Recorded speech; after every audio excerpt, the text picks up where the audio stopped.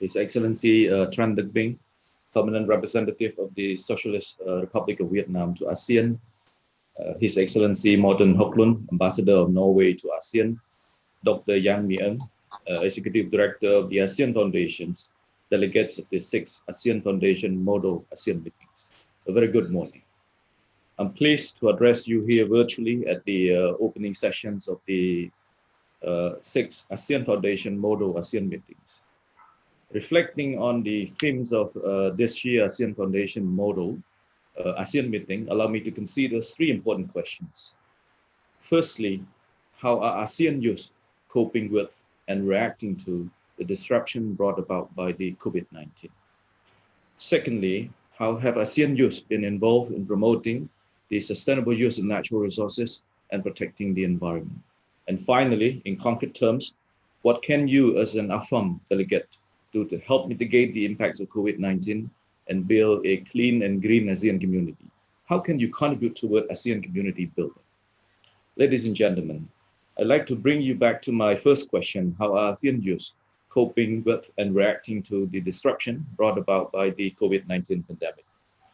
Given how it has profoundly affected almost every aspects of our lives, the COVID-19 pandemic will have deep and long-lasting implications for the young people of ASEAN. It is an indisputable reality that the COVID-19 crisis has dramatically altered learning environments and the workplace. As we speak, there are mass numbers of youth not in employment, education, or training. The shutdown of schools, universities, technical and vocational training institutions has greatly affected learning continuities and skill development. In the ASEAN regions alone, estimate place more than 152 million children and youth having been impacted. The World Economic Forum recent ASEAN Youth Survey 2020 investigated how young people in the region are coping with the disruptions triggered by the pandemic. With remote learning and work from home arrangement becoming more commonplace, COVID-19 has compelled ASEAN youth to increase their use of digital tools and technologies, learn new skills, nurture a growth mindset, develop resilient and innovate new business strategies to generate incomes. However, the survey also found that there are segments of young people that are at risk of being left behind, particularly those who have little to no access to digital tools and internet, young workers in the gig economies, and young entrepreneurs. Going forward, efforts to expand digital access, promote digital skills, and provide funding support will be essential to enabling all ASEAN youth to embrace the new normal. I'm also excited to share with you that ASEAN Secretariat, in collaboration with the ASEAN Foundation, the International Federation of Red Cross and Red Crescent Societies, and the ASEAN Center for Biodiversity is organizing a 4-part webinar series on ASEAN youth and COVID-19. It is very inspiring to learn about the experience and insights of youth speakers who have been contributing to the community during the crisis. These young innovators and change makers come from diverse backgrounds, from volunteers to medical workers, social entrepreneurs, and biodiversity and nature conservation champions. The first and second webinars with the themes of ASEAN youth at the forefront of COVID-19 response and ASEAN youth and advice on resilience in adversity were organized in July and August, respectively. The third and final episode of the webinar series will be held later in September 2020 and will focus on the themes of youth in the new normal, skills and the future of work, and youth in building back better. I also like to share with you that 2 months ago, 20 young leaders from across ASEAN member states met virtually with ASEAN leaders at the sideline of the 36th ASEAN Summit. Vibrant and dynamic youth leaders delivered the ASEAN Youth Statement 2020, which pledges their collective commitment to build strong networks, actively engage in volunteering work, promote entrepreneurships, and develop essential skills to adapt in the fourth industrial revolutions. Both the webinars on youth and COVID-19 and the interface with ASEAN leaders demonstrate the youth potentials in contributing toward community development. In their capacity as youth leaders, volunteers, medical frontliners, implementers of social welfare projects, initiators of groundbreaking enterprises, as well as social innovators. Our young people play a central role as catalysts in driving social progress, economic growth, and environmental sustainability. ultimately contributing toward achieving the ASEAN Community Vision 2025 and the Sustainable Development Goals. In the face of an evolving pandemic, ASEAN youths are defined by their strong passion, creativity, resilience, and adaptabilities. Ladies and gentlemen, now I bring you back to my second question. How have ASEAN youths been involved in promoting the sustainable use of natural resources and protecting the environment? Climate change is no doubt one of the most serious challenges of our time. Realizing how climate change heightened the frequency and intensity of natural disasters, ASEAN leaders adopted the ASEAN Declarations on the adoption of the ASEAN Youth in Climate Action and Disaster Resilience Day during the 33rd ASEAN Summit in November 2018. The declaration commits to strengthen youth participation in climate change adaptations and mitigation and disaster risk reduction. It also designates the 25th of November as ASEAN Youth in Climate Action and Disaster Resilience Days. On this day each year, ASEAN encourages ASEAN member states to conduct activities and provide platforms for participation among ASEAN youth to promote climate change consciousness. Engaging youth in building a clean and green ASEAN community is high on ASEAN agenda.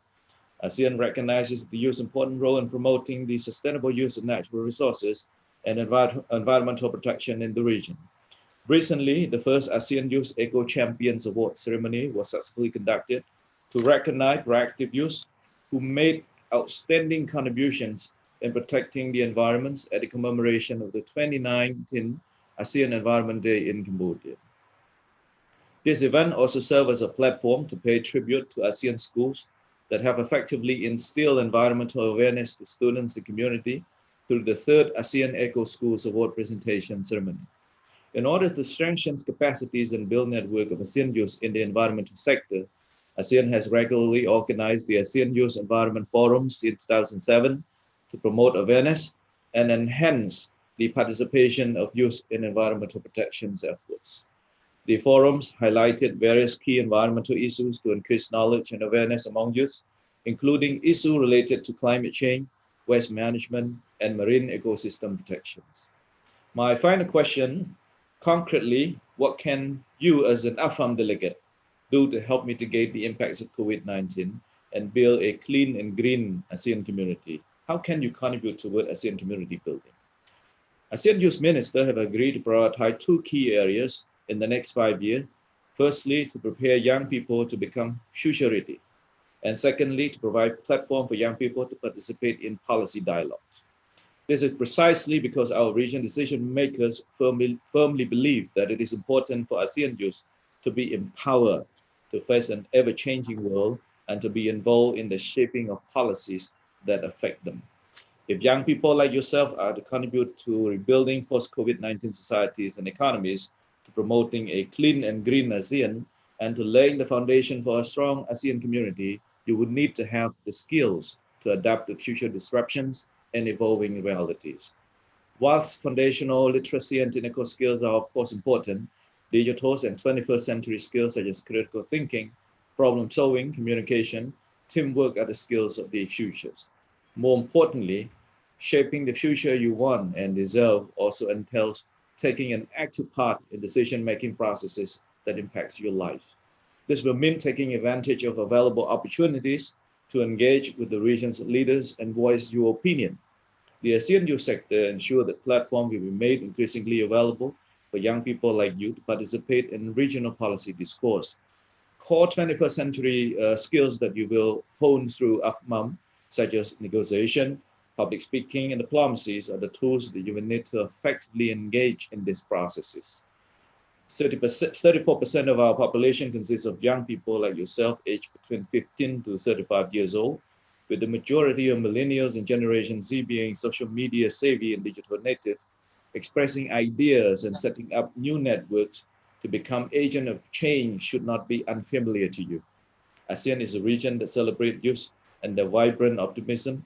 The ASEAN Community Vision 2025 underscores the role of young people in achieving a peaceful, stable, and resilient ASEAN. Essential to this vision is our desire to assure that the future leader and caretaker of ASEAN are equipped with essential skills and upholding common values that will bring peace, prosperity, and sustainable socio-economic growth into the regions and the world. ASEAN and its partners have been implementing various initiatives to foster connectivities and the values of shared prosperity among young people. The ASEAN youth sector, as well as other sectoral bodies, have been encouraging youth participation and engagement in meaningful community building activities across our region. We empower our youth to build lasting friendship, be engaged in conversation around development issues, and help decision makers identify innovative solutions to societal and environmental problems we are facing today. ASEAN commitment to build an enabling ecosystem for the youth to contribute to community development becomes even stronger amidst these challenging times. Dear youth delegate, diplomacy has been the vehicle of many transformations in the world, including in the area of environmental conservation. Speech and diplomacies are essential tools in advocating for more sustainable socio-economic growth toward a greener ASEAN communities. Therefore, I congratulate you for being able to take part in these model ASEAN meetings. Please keep in mind that this is indeed a great opportunity for you to develop skills in diplomacy from the experts and learn how to persuade decision makers through strategic thinkings and communications. Amongst the five priorities of the ASEAN Work Plans on Youth 2019-2020 is to strengthen ASEAN youth involvement and participation in building an ASEAN communities through leadership programs. I certainly hope that the experience you will gain from the AFMAM will inspire you to take the lead and collaborate with each other in building a regional community that is sustainable, inclusive, dynamic, resilient, and most important of all, benefits the people of ASEAN. Linking back to the themes of this event, ASEAN youth will have a pivotal role to play in responsibly managing our environment and leading the way toward resilient and sustainable development. So please make the most of your time throughout the AFMAM and find ways to build back better toward a clean and green ASEAN community. Finally, allow me to congratulate the ASEAN Foundation for your success in bringing together youth from across ASEAN and enabling them to develop knowledge, skills, and gain hands-on experience in ASEAN community building processes.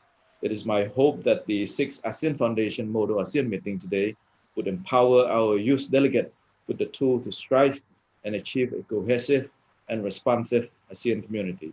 Thank you all very much.